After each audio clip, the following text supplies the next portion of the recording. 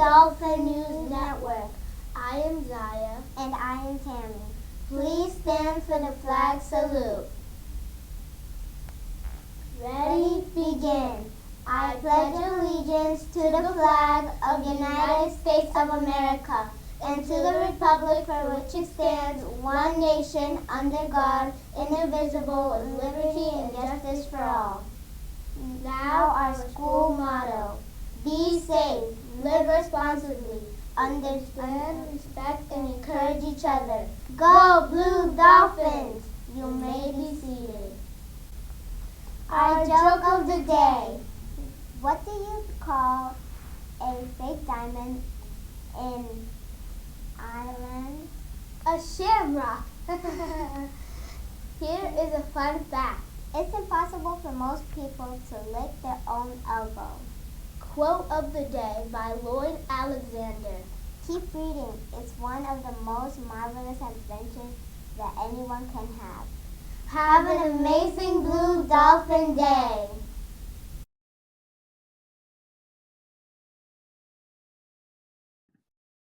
Hello, amazing human beings. I'm so excited to be here with you.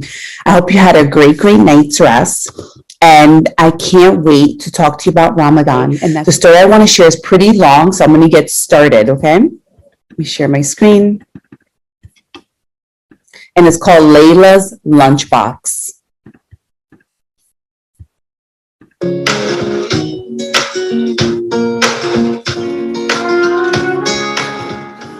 Layla's Lunchbox, a Ramadan story. Written by Reem Faruqi, illustrated by Leah Lyon. We won't be needing this for a while, said Layla's mother, hanging up Layla's lunchbox. Imagine, I won't be eating lunch for a month, replied Layla with a twirl. I won't have to pack lunch for a month, said her mom with a bigger twirl.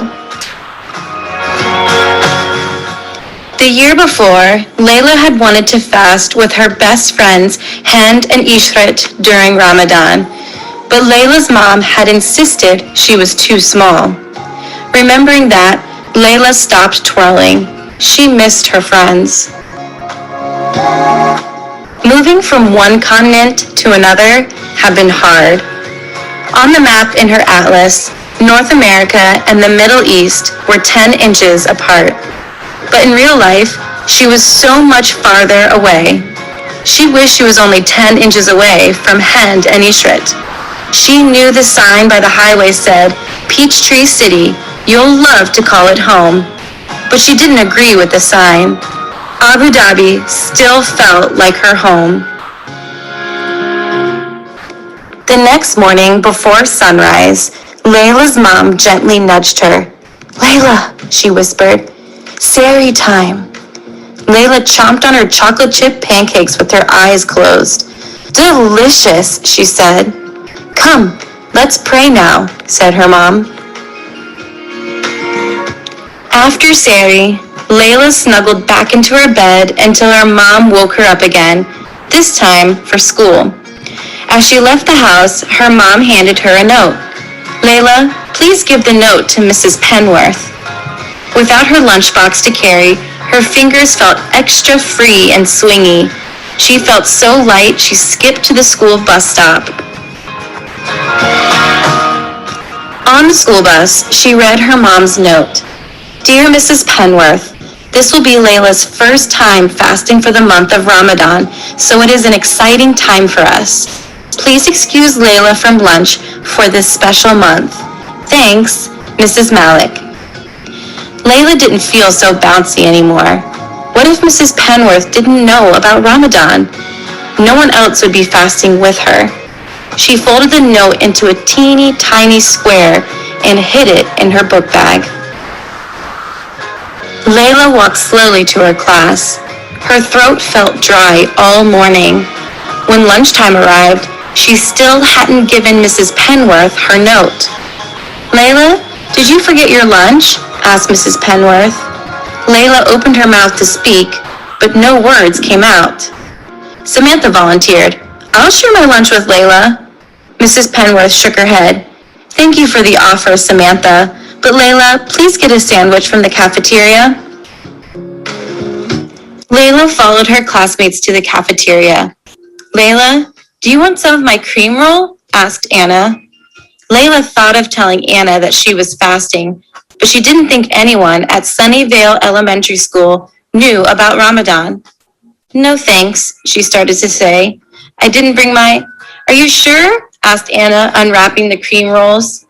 Layla watched the cream roll get smaller and smaller, and she didn't feel so sure. Cream rolls were her favorite. She looked away. Her nose still smelled food. Layla wished she had given Mrs. Penworth the note. Even Isaiah's bologna sandwich looked tasty, and Layla didn't even like bologna. Her stomach rumbled. Suddenly, she had an idea. While everyone was busy eating, she sneaked out of the cafeteria.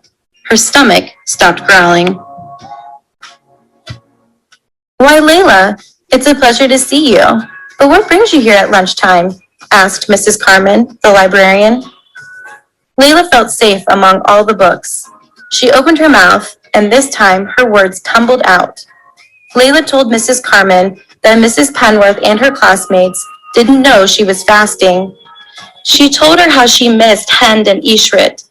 It felt good to tell someone all the words that had been inside her mind all morning, and especially to tell her about Ramadan. Mrs. Carmen understood. You must feel special to fast this Ramadan, said the librarian with a smile. I do, said Layla, but why is it so hard to explain? You know what I always do when I can't get my thoughts out or when I get shy about talking? Asked Mrs. Carmen. I write my thoughts down. Layla got to work. She wrote neatly, adding extra loops to her capital L. She worked so hard, her cheeks turned pink. Dear Mrs. Penworth, I didn't forget my lunchbox today. It's Ramadan. My mom finally let me fast. This means I won't be eating lunch for a month. Sincerely, Layla. P.S. I'm Muslim. P.P.S. My mom wrote you a note too. Here it is. P.P.P.S. Here's a poem I wrote about Ramadan. Ramadan is a month Muslims celebrate, a time to count our blessings and appreciate. Muslims fast before sunrise to sunset, but wait, that's not all just yet. Ramadan is a time for lots of prayer. We help the poor people to show we care.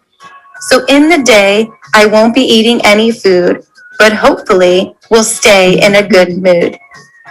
Layla hurried back to the cafeteria to join her class. Before school was out, she quietly dropped both notes onto Mrs. Penworth's desk. The next morning, Layla swung her fingers as she waited for the school bus. Would Mrs. Penworth like her poem? Layla hoped Mrs. Penworth wouldn't think she had forgotten her lunchbox again. She slowly climbed each step on the school bus. In class, Mrs. Penworth didn't say anything, so Layla wondered what had happened. At times like this, she wished Hend and Ishrit were there with her. They would know what to say. At lunchtime, Layla's feet felt heavy. She was sure Mrs. Penworth hadn't seen the notes. Everyone would think she had forgotten her lunchbox again. As she was leaving class, Mrs. Penworth patted Layla on the back and handed her a message. Mrs. Penworth had made her capital L and Layla's name extra loopy.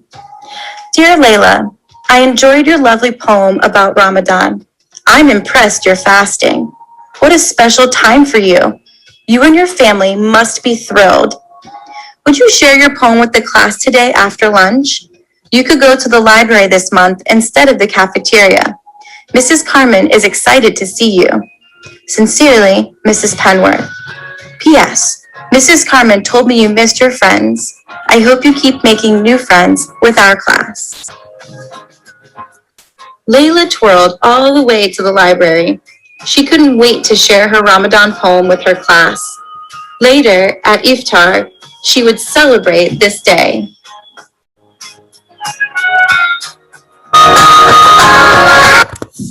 I'm glad that Layla finally had the courage, right, to share her story. And that's what's really important sometimes. Things are on our mind and we're like, how do I share it? How will people react? No, share it. Share your story. Know that people are going to react in a way that's amazing and some may not. And that's okay as well, right? You know that that's how life kind of rolls. So as we celebrate Ramadan, I'm excited for all of our children that do and all of our adults that do.